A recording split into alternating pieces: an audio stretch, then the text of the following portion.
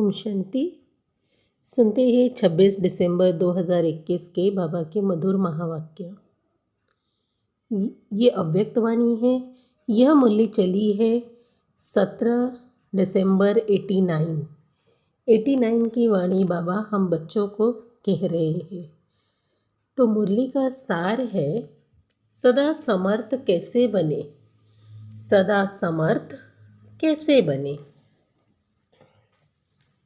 तो शिव बाबा कहे, देखो बच्चे, एक तो सदा समर्थ और दूसरे है कभी कभी बनने वाले।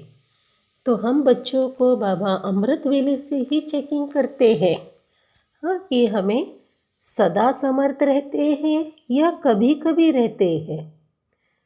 चाहते भी है, हाँ, आकर्षित हो जाते हैं फिर भी, क्योंकि बाबा कहे जहाँ समर्थ है, हाँ, वहाँ स्थिति भी अच्छी होती है और व्यर्थ संकल्प समाप्त हो जाते हैं।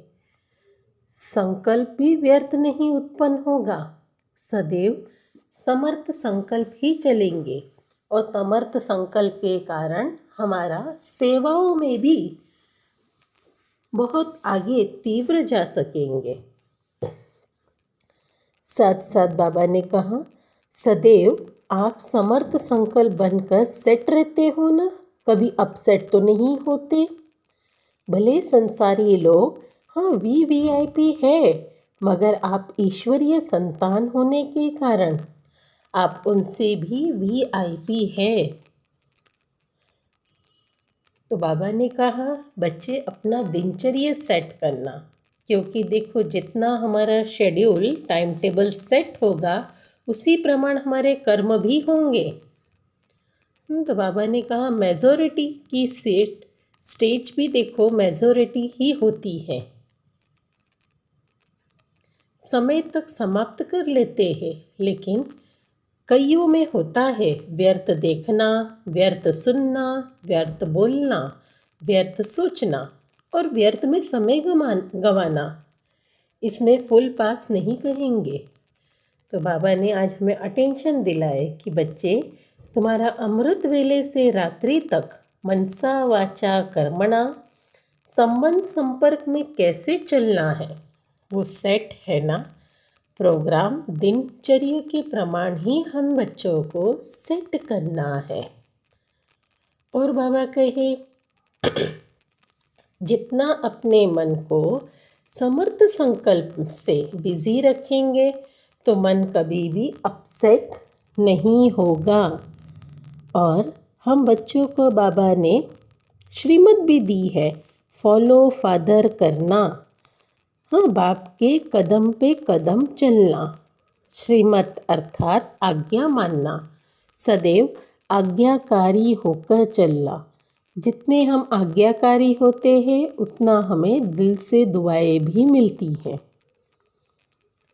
साथ ही साथ बाबा ने कहा कि देखो, हर बार जोन वाइज तो सभी आते हैं, हाँ, जैसे 17 दिसंबर 89 की वाणी में मुंबई और गुजरात वाले आए, तो बाबा ने उन्हें सलाम वालेकुम कहा, मालेकुम सलाम कह के उन्हें संबोधित किए, क्योंकि बाबा ने कहा कि देखो, विश्व के राज्य अधिकारी बच्चे हो ना, तो अभी से बाबा रिगार्ड देते हैं।